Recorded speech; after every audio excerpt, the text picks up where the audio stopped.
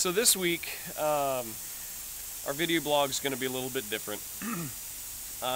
Michelle and I have been having some conversations and been doing some thinking about this whole love God and love each other concept. Basically, Jesus, in all of the New Testament, you find him saying that in many different places. The greatest commandment, love God with all your heart, soul, mind, and strength, and love your neighbor as yourself. A lot of us seem to have the idea of loving God is very good. But when it comes down to loving your neighbor as yourself, I know I fail at that very consistently. And what if we as Christians took that maybe a little more seriously? And maybe what we could do as Christians is find ways to encourage one another or edify one another. Now, I'm not saying let your beliefs, what you stand for, don't let your Christian values or what you believe it stand for just go to the wayside. Know what you believe, stand for what is right. If we live our lives differently by loving each other and by basically doing what God calls us to do, the world is going to notice. The world is going to realize there's something different about these people. They're not living the way that we are, and so I want to find out what that is. If we are consciously trying to live our lives in a way that reflects Christ and his love and his values, then that is going to draw people to him.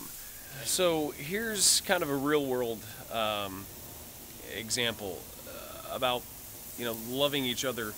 I'm a huge Spurs fan. I love the Spurs, and I have friends who are Maverick fans, and I will cheer for my team as loud as I can.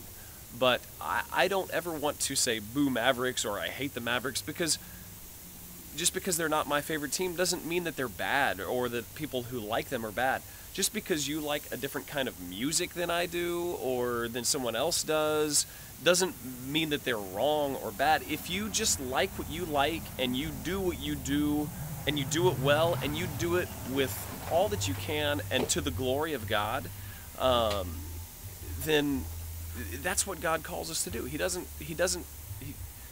wants us to love each other in spite of our differences. Now again, know what you believe, stand firm for what you believe, and don't let people sway you from that. And if people challenge you or if people ask you questions about that, that's a good thing. That's just kind of what we've been thinking about. And that's a challenge to me and to us as well. By no means do I have this down and think that I do all this right all the time, because I don't.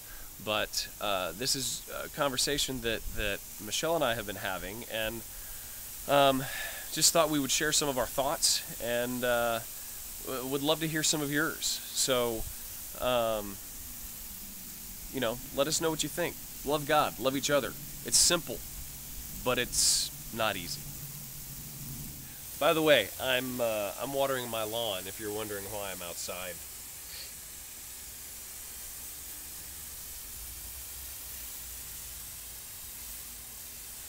There's a drought,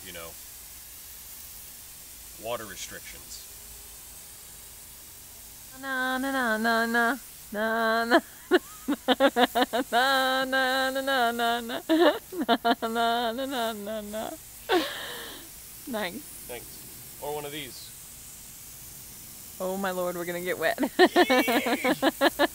was chilly.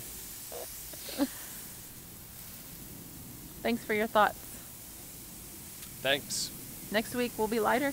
Next week we're going to be at Zephyr with a ton of preteen kids. So we are going to have a blast, and we will see you on the other side.